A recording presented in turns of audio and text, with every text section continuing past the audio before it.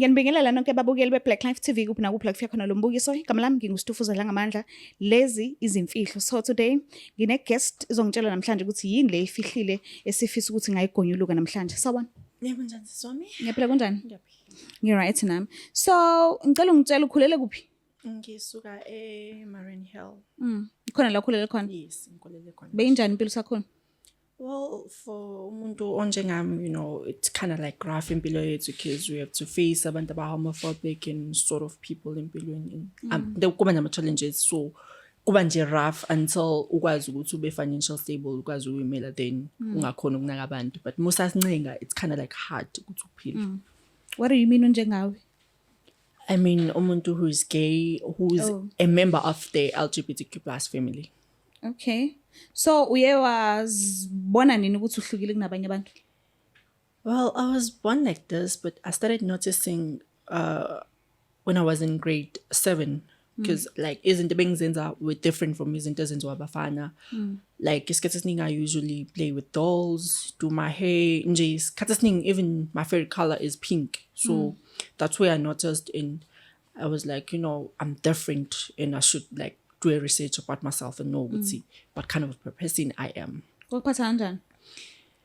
At first kwakubuhlungu to be different nokuthi ngazi ukuthi abantu like they hate abantu abagay, they call them ama-demon and stuff. It was pain. But manje I'm like, who cares? We are all created by uNkulunkulu oyedwa, so siphila emhlabeni wodwa. So long as ngimhlonipha uNkulunkulu ngizofika la ngiyakhona. Ama-parents asaphila wothu? Yeah, yep, I do have a parent or two, but ubaba akekho present empilweni yami. Kodwa uyaphila? Yes, uyaphila. So umama njengoba mhlambe bekuwumuntu obeseduze nawe kakhulu, uke bazizwa kanjani nayiqala ukunotice ukuthi udaleke kanjani? Kuwe kwaba like a bit hard for him at first because abantu bebemjudge and stuff ukuthi how kwabedaphi kumina and stuff and she has no answers for that.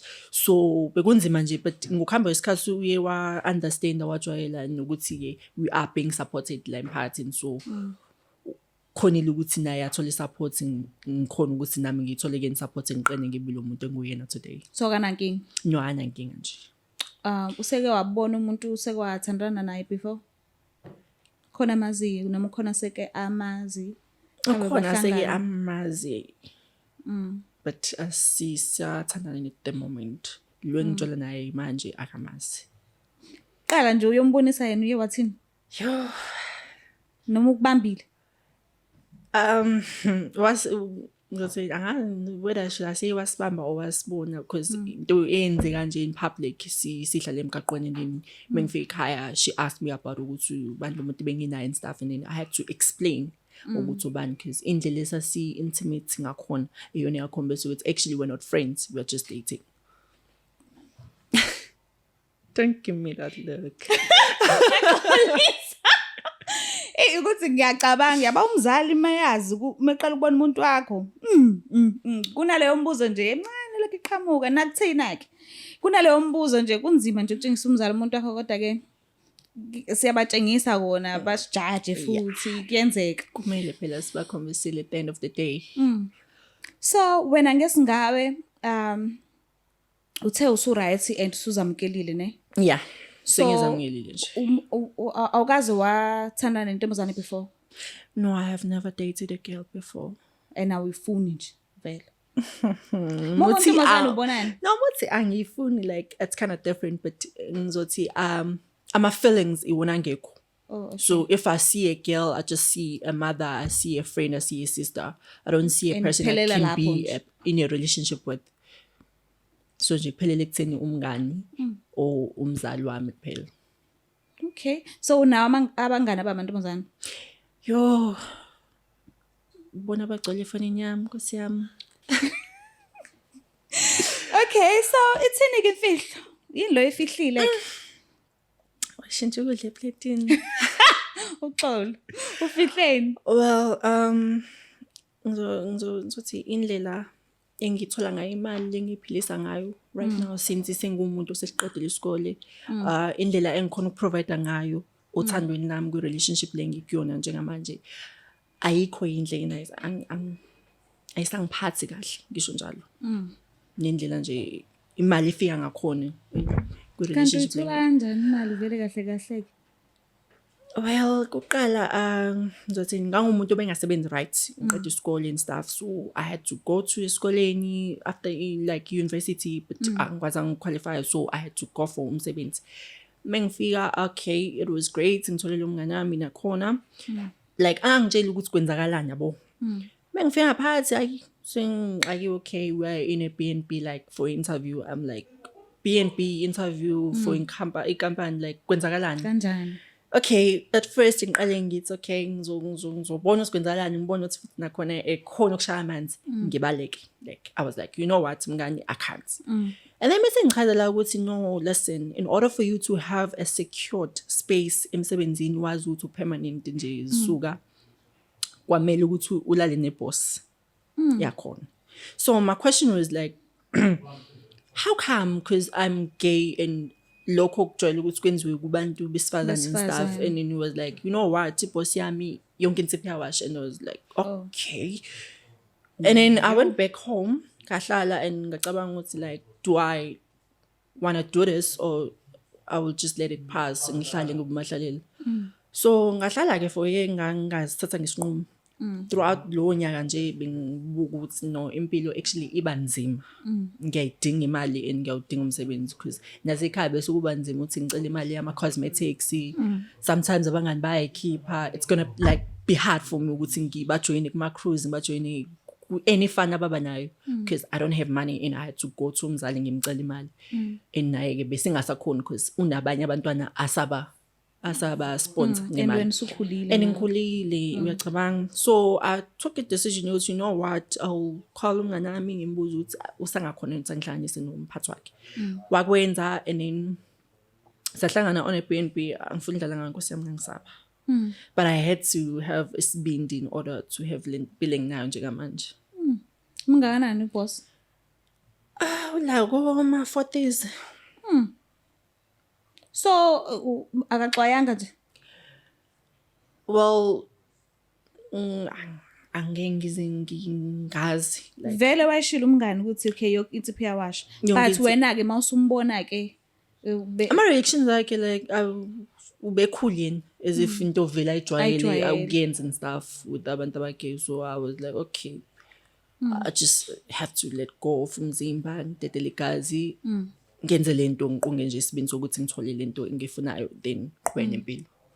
So kwabanjani kuwena ulala nomuntu ongamthandi? 1 2 uyaqalisa ukumbona nje yonke leyo nto leyo wazizwa kanjani? Smart. Ngifuna ngidlala nosiswami kwasami it wasn't enjoyable and at the same time umqondo wami ongekho kuyona le yonke lento eyenzeka. Umqondo wami nje was ekutheni qeda nini siphumelanga ngithola umsebenzi and stuff ngiqhubeka in the life because I just wasn't in the moment ya yonke lento eyenzeka. So ufuna ukufanele ubani, ufuna ukutshela ubani, ufuna ukuconfessa kubani? I want to confess to my boyfriend because uyena umuntu o close to me at the moment obengiseka kuyona yonke into and ubesakanye imibuzo about ukuthi imali le engibanayo ukuthi iqhamuka isikhathi esiningi nokuthi isikhathi esiningi sengihlezi ngasekho endlini and stuff because uboss ephila is keeping me busy, like I have to maintain a position yami lenginayo emsebenzini. Iqale nini ubudlelwano benu? With the boyfriend, right? Our boyfriend, we started dating in 2020. So kusuka ngaloso sikhathi kuze kube manje ni right? Yeah, basically right nje all along until this thing boss in nomsebenzi came in. So the situation changed endlini. So mawubhekile awubona sizobhidliza mhlawumbe ubudlelwano benu if uyamtshela ukuthi imali uyithola kanjani? Awasisonje ama angazi because ngendlela engizizwa ngakhona ngimthanda ngakhona futhi kunalento ukuthi angifuni umfihlela izinto at the same time ngifuna ukudlula kulento kuningi nje kuyenzeka but I just want to pass on kuyona yonke lento ngingayihold because ukuyiholda kwami futhi kona okuzokwenza ukuthi siqhelelane kakhulu rather kube nje into mhlawumbe singakhona ukuthi sikhulume ngayo sidlulisane kuyona. I-personality yakhe njani? Masezwe lezi ndaba uzokwata kangakanani meke ukuthi uzokwata? Ngeke kuthiwa abantu abathuli bane-anger and baya-destroy izinto, so I will say uzoba very angry, but Umuntu othulayo. yeah, umuntu othulayo kakhulu nje isikhathi esiningi, even though enalokho but nje umuntu othulayo isikhathi esiningi oyithanda uyihlalela nasendlini Nkosi yami, Saram senkosi. Nike nazama ukukhuluma mhlambe ngezinto ezicishe ziyele ngasemshadweni mhlambe noma niyayithandanela nje. Sike sikhulume but ukuthi for i-relationship yethu for abantu abanjengami like abantu besilisa bobili kuya kube nzima because angithi omunye uzofuna ukuhamba the traditional way, omunye afuna ukwenza the white wedding, so it's kind of like complicated because mesiya the traditional way kumele ikhulunda zamalobolo and stuff yabo. So besingakafiki like ukuthi sibe laphana, but nje we do have dreams of getting married one day. So nacabanga nafika kuphi ngabantwana? Abantwana yena uyabafuna ne? But mina I don't think ukuthi ngi-ready for ukuthi ngibe nengane, ngibe nomuntu ekumele ngimondle ngingakabi nomsebenzi ocacile like ngisasebenza kanje. I don't think it's gonna be the perfect environment. So if kuyenzeka uba financially stable uyofisa ukuba nomntwana mhlambe kanjani nizo adopt noma? No, I think surrogacy will do for me because I want umuntu ozoba nama genes ami, ozoba negazi lami nje, then ukuthi ngithola umuntu outside because if kwenzeka mhlambe ngishona and then amafami or my legacy angeyikhona ukuqhubeka because isimo sokuthi umndeni uzofuna ukuthatha yonke into umtshela ukuthi akubelongi kuyena because angimzali and stuff, rather kube umuntu abangeke bakhona ukuthi bamphuce izinto mengimshiye nazo. So mangase uboyfriend umtshele lento leyo futhi umtshela yona, awubona mhlambe uzoya ku boss mhlambe nje kube nengxabano enkulu? Leyo ngike ngicabanga, but at this point I think kumele ukuthi ngikhulumile ngalento so that because nami angisanakho ukuthula nje empilweni yami, ngicabanga ngalento ngifuna ukukhululeka, ngikhona ukudlula kuyona yonke lento because vele I'm about to resign kulo msebenzi because like it's too much for me. Angikwazi ukuhlala endaweni nomuntu engithandana naye like sibe in West Party angithandana naye, we are just having ilento lezana together, so it's just gonna complicate izinto kakhulu and angikhoni ukuphefumula kuleya environment.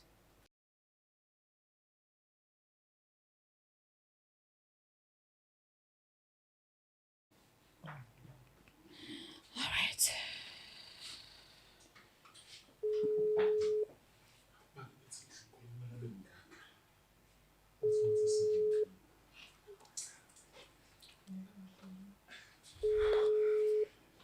Hello. Sawubona kunjani? Ngiyaphila. Ngiyaphila nami, ukhuluma noSitofuza Dlangamandla Zulu from iBlack Life TV. Yeah. Singakhona ukukhulumisana nalithuba? Yeah, ikinkinga singakhuluma. All right, ngihleli nophesini wakho la ucela ukukhulumisana nawe ukusho isikhipha izimfihlo, so ngicela nje ukuthi umlalele ukuthi uthini. Oh, alright, ayikinkinga. All right, sicomambela ke. Hello? Unjani? Ngiyaphi samjani? Ngiyaphila. Uyindaba uthunjiwe yini kwenze njani? Cha, ngithunjwanga. Manje. So I went to Black Life TV show yabo because kunento engibengithanda ukuthi sikhulume ngayo. Ngeke ukwazi mhlawumbe sikhulume ngayo sobabili. Usuyale kuma TV manje kodwa it's fine. Alright, khuluma. Ukuthi manje lento ay kind of like complicated yabo. Yeah. Mara ngifuna uqale wazi ukuthi ngiyakuthanda ne? Nami ngiyakuthanda kakhulu. And ngizohlezi ngikuthanda no matter ukuthi kwenzakalani. So you have been having questions about indlela engenza ngakhona imali nendlela engithola ngakhona imali le ngisebenzisa endlini ukwenza izinto eziningi, right? Yeah. Ngiyacabanga ukuthi kuyisikhathi sokuthi wazi ukuthi iqhamngaphi nokuthi wazi lonke iqiniso nje ngayo. Lalela. So kahle imali esuke isihlangene kanye nomholo wami enguthola from boss yami, You remember ukuthi I went for a job interview Yeah. and then I told you ukuthi ngithole umsebenzi. Yeah, ngiyakhumbula. Into eyenzekayo ukuthi I had to do something in return in order for me to get lo msebenzi. Kanjani nawe lesithombe and understand. Angazi ukuthi amzibe kanjani lento simo sami ne. Mara I had to like sleep with the boss in order to get umsebenzi. Angizwa. Man, Thabani, I had to sleep with the boss yami in order to get umsebenzi. You know how desperate I was ukuthi ngithole umsebenzi, uyazi ukuthi bese kunzima ngistrugglisha ngizama ukuthola like life ngikhona ukuphila nami njengazo zonke ingane. And nasesikoleni bengakhona ukuthi ama applications ama approve and stuff, so I had to do something with impilo yami. Lalela, kubona konke ukhetha lokhu wena, ukhetha lokhu ukuthi ungenze kanjena. Hayi man, musungihlanyela wena, musungihlanyela. Hawu. Hayi ngeke angikwazi ukuthi ungenzeka kanjani. Yini manje le nto ngitshela yona?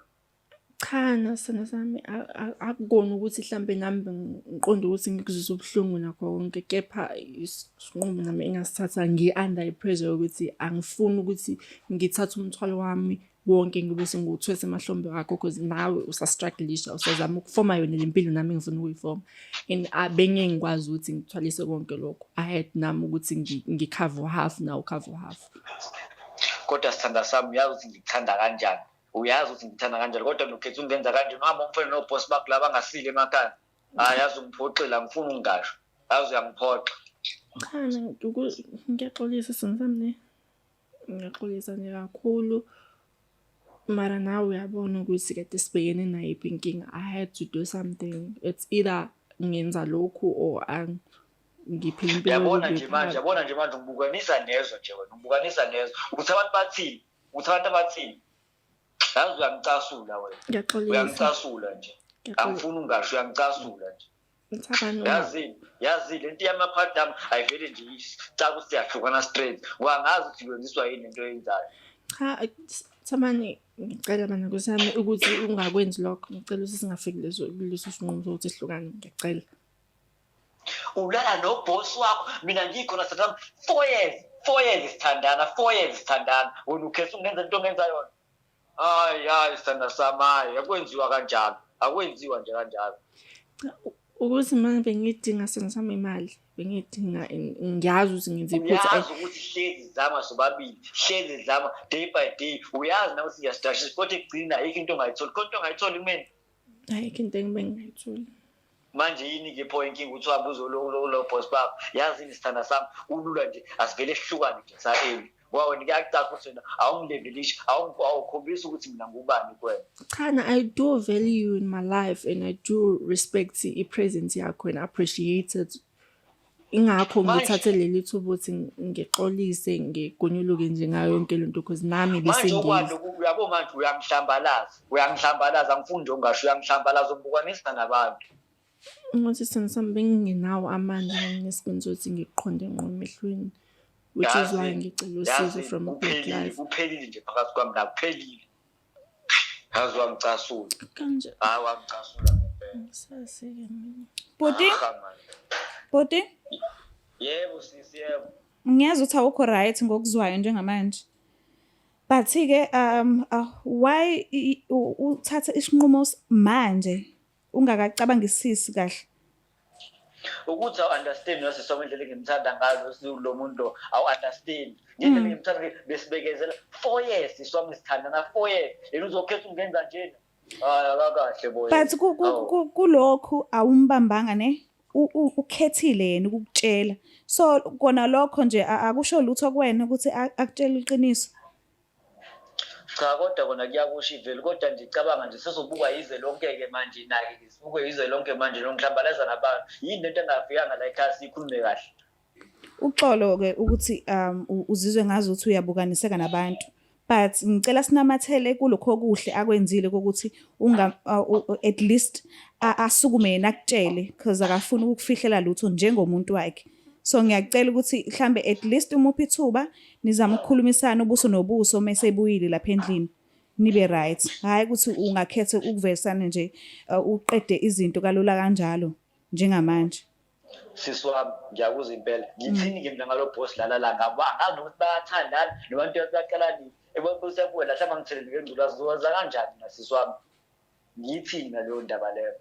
Yeah, kona ngingasho ukuthi ku-wrong but yena ngesingaye udecidile ukuthi avume ukuthi ayenze lento ngoba ubefuna imali. Nanoma ngabe kuthiwa ubumnaka nawe njenge-boyfriend yakhe but mhlambe ubecindezelwa ukuthi udinga ube khona izinto azenzela yena self engeve kufanele alokho ecindezela wena njalo. Awucabanga kanjalo? Hayi kodwa kona ngiyakuzwa sisami kodwa nje angifuna ungasho iyancika lento akayenzayo iyancika nje ngempela kodwa isifanele. Ngicela wehlisa umoya uphinde umnikeze ithuba mase buyile lapha endlini nizama ukukhulumisana ubuso nobuso. Angisho ukuthi uyamthanda. Yeah, ngiyamthanda. Ngicela ubonise ukumthanda kwakho kumnikeze isikhathi nizama ukukhulumisana. Hayi kulungile siswami. Ngiyabonga kakhulu ngethuba lakho. Nami ngiyabonga kakhulu. Ngiyabonga, bye. Bye. Yeah. Hayi. Yabo abantu abathulayo mase bakwatile ngasha nendlu. So ephuzweni lokuthi usumtshelile ke nanoma ngabe kuthiwa akafika endlini kuyena uzizwa kanjani?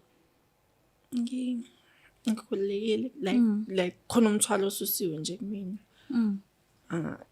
Ngilula nje emzimbeni, it's like ngaze ngichazela. Uyamuzwa ukuthi ukhala ngezifo? Uye wazivikela no boss? Ngizame ngakho konke ngosiyami qinisekisa ukuthi ngisebenzisa protection because bengibalela zona lezi zinto zezifo na yonke into. Ngikufisela inhlanhla ke mase nikhulumisana nomuntu wakho ulungisa izinto. Siyabonga kakhulu ukuthi uzivashela uhlelo lethu. Bonga mina sisona. Mbukele lapha ekhaya sicela ukuthi ungakhohlwa ukuthi subscribe, ulike, ushare, ungabi nezimfihlo. Gonyuluka uzosizakala. Ngiyithanda kakhulu. Bye.